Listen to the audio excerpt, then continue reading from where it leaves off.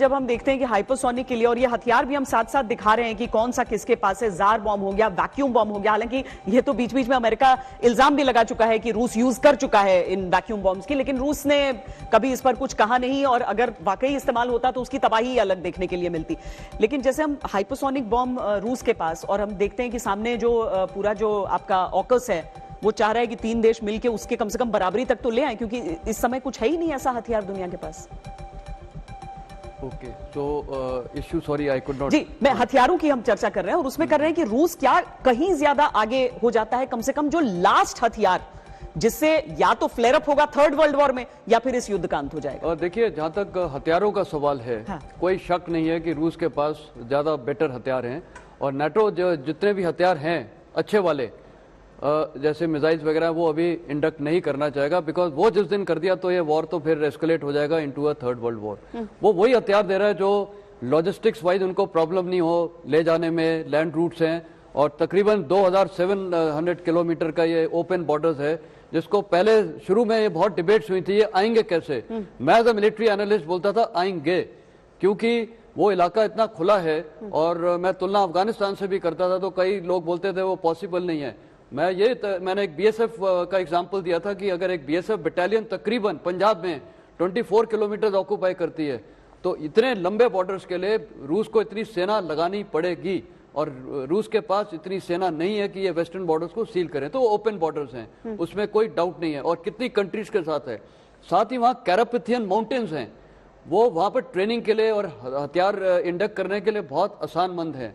तो कहने का मतलब है, जहां तक हथियारों की तुलना है, ओवरऑल रूस is in a better situation, but NATO के पास जो बड़े बड़े हथियार हैं वो अभी वो नहीं दे रहे हैं, क्योंकि वो फिर वॉर एस्केलेशन हो जाएगा।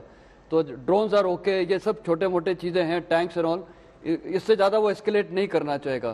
पर जहां तक न्यूक्लियर का है, उसमें एट पैरिटी है। तो आई फील, मेरा जो सोचना है कि वेस्ट नाटो बड़े बड़े हथियार, मिसाइल्स वगैरह देने में वो नहीं होगा, क्योंकि जिस दिन वो मिल गए तो रूस तो यूक्रेनियन फोर्सेस ये मिसाइल्स तो रूस के अंदर भी दाग सकती है, वो अभी प्रिवेंट कर रहे हैं। हाँ, इनको यूज कर सकती है, यूएवीज को, ड्रोन्स को, वो कैसे करे, वो रियली इस वो भी कॉन्फ्लिक्ट होगी। पर अभी आज की तारीख में देखा जाए तो यूक्रेन का सब कुछ तबाह तो हो ही गया है। हाँ। तो उनके पास चॉइस है टू कैरी दी वॉर आगे दुश्मन के पास, और उसके तरीके हैं, एक इरेगुलर वॉरफेयर, गुरिल्ला वॉरफेयर, और तीसरा ये आप यूएवीज वगैरह यूज करिए, हेलीकॉप्टर्स वगैरह और एयरक्राफ्ट अगर इनके पास होते। देखिए, एयरक्राफ्ट की इनकी पास डिमांड है, इनको नहीं दी गई है आज तक, नहीं यूएस ने अपोज किया है, पोलैंड ने तो बोला है हम देने के लिए तैयार हैं, और हम अपने हेलीकॉप्टर्स के लिए फिर भी वो तैयार हो जाते हैं, फाइटर्स नहीं दे। पर आप एक चीज में ऐड करना चाह रहा था कि आप देखिए जो हथियार दिए जा रहे हैं, T-72 दिए जा रहे हैं, जो यूक्रेन को आते हैं चलाने, S-300 दे रहा है स्लोवाकिया, जो उनके पास पहले से थे, वो चलाने जानते हैं। ड्रोन TB2 ड्रोन वो पहले से हैंडल कर रहे हैं। ड्रोन और देते हैं तो इंटेलिजेंस अमेरिका देगा या नेटो देगा, जो जिनके द्वारा चला पाएंगे। तो कोई नया हथियार अगर देते तो सीखेगा कौन, कब सीखेगा, कब चलाएगा? तो ये वही पुराने हथियार दिए जा रहे हैं जो कि उनके पास पहले से इस्तेमाल करते जा रहे हैं, और उन्हीं के द्वारा बूस्टअप कर रहे हैं, जैसे आग में थोड़ा घी डालते जा रहे हैं और वो आग जलती रहे, चलता रहे, और ये युद्ध चलता रहे। ये इस तरह की बातचीत चल रही है। हाँ, तो ये वही जार हो गया, वैक्यूम बम हो गया, क्लस्टर बम हो गया, किंजल मिसाइल हो गई, तो बहुत सारी चीजें हैं जो रूस की तरफ से हम आपको दिखा रहे हैं। और उधर आप क्या देखते हैं, जावेलिन, स्टिंगर, एंटी टैंक हथियार और TB2 ड्रोन्स आप देख ले रहे हैं, यानी कि अपने बचाव के लिए जो सारी चीजें जरूरी हैं। लेकिन इस समय अगर हम एक ऐसी तस्वीर को भी याद करें, जब पुतिन पहुंचते हैं एक क्रीमेशन में मॉस्को के अंदर, और वहां पर उनके साथ जो उनकी सिक्योरिटी में है वो ब्रीफकेस लेकर चल रहा है, जिसे न्यूक्लियर फुटबॉल कहते हैं। अब फिर से एक बार चर्चा शुरू हो गई, जो हम कह रहे थे कि परमाणु हाँ या ना, पुतिन के दिमाग से निकला तो नहीं होगा ये। देखिए, परमाणु का हाँ या ना एक ही चीज पर निर्भर करता है कि पुतिन कितना कॉर्नर्ड हो जाते हैं। अगर नाटो इसके अंदर घुसता है, हम लोग का भय है, हम सिर्फ एनालाइज करते हैं, हम अपना भय बता सकते हैं कि पुतिन के पास तब कोई ऑप्शन नहीं रहेगा। जैसे हमें बताते हैं कि पुतिन को कुछ जगहों पे जो कहा गया इन्होंने पुतिन ने बॉम्ब गिराए या मारे, वो हम नहीं इसलिए सहज उसको स्वीकार कर पाते हैं। उसका रीजन ये है कि वो वॉर एफर्ट में ऐड नहीं कर रहा है।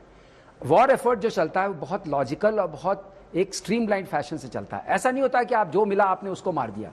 अगर वॉर एफर्ट में ऐड नहीं कर रहा है, ऑब्जेक्टिव्स में ऐड नहीं कर रहा है, तो normally professional army military commanders को अवॉइड करते हैं। वन ऑट इंसिडेंट्स हो जाते हैं जो कभी कभी एक ट्रूप के साथ कोई चीज हुई है, उसने कोई ले लिया, बिकॉज आफ्टर ऑल इतने लोग मूव कर रहे हैं। तो वॉर एफर्ट में अभी न्यूक्लियर बॉम्ब का यूज करना ऐड नहीं कर रहा है, क्योंकि आप तभी नाटो में शामिल नहीं होंगे जब आप रहेंगे, आप तभी डीनाजिफिकेशन करेंगे जब आप रहेंगे, आप तभी डीमिलिटराइजेशन करेंगे जब रहेंगे, जब रहेंगे नहीं तो किस बात का डीमिलिटराइजेशन। एक चीज मैं छोटी सी ऐड और करना चाहता हूं श्वेता, जो आप कह रहे थे हाइपरसोनिक मिसाइल्स वगैरह, रूस ने कई जगह अपनी जो नई टेक्नोलॉजी है उसका प्रदर्शन किया है। जो फर्स्ट टाइम जो हाइपरसोनिक मिसाइल है वो फायर की दुनिया में किसी युद्ध में इस्तेमाल किया गया, उसने बताया कि मेरे पास ये है और ये मैं इस्तेमाल कर सकता हूं और ये इसके अंदर ये ताकत है, इसको कोई रोक नहीं सकता, इसके इंटरसेप्ट कहीं नहीं, दुनिया में कहीं इसका इंटरसेप्शन का जवाब नहीं है। तो इस तरह से उसने टेक्नोलॉजी का इस्तेमाल किया। पर जैसे एयर वाइस मार्शल श्रीवास्तव बता रहे थे कि ये जो हो सकता है कि जो न्यूक्लियर है वो एक नेक्स्ट लेवल है। जब तक पुतिन की अपनी स्टेक, अपना सर्वाइवल खतरे में नहीं पड़ता है, तब एक तक बात, शायद वो चीज नहीं है। एडिंग थ्रू दैट एक बात मैं आपसे कहना चाहूंगा, सुनजू ने भी अपने आर्ट ऑफ वॉर में लिखा है और कहा है कि जब आप किसी एनिमी को चाहते हैं, एडवर्सरी को चाहते हैं कि वो आपको सरेंडर करे, तो आपको एक गोल्डन ब्रिज देना पड़ता है पीछे से।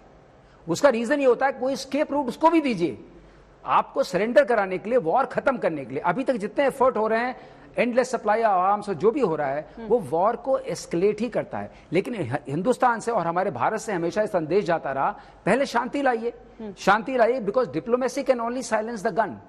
डिप्लोमेसी का हम इस्तेमाल नहीं कर रहे हैं जो साइलेंस कर सकती है। अगर आप और गन्स देंगे और गन्स आएंगे।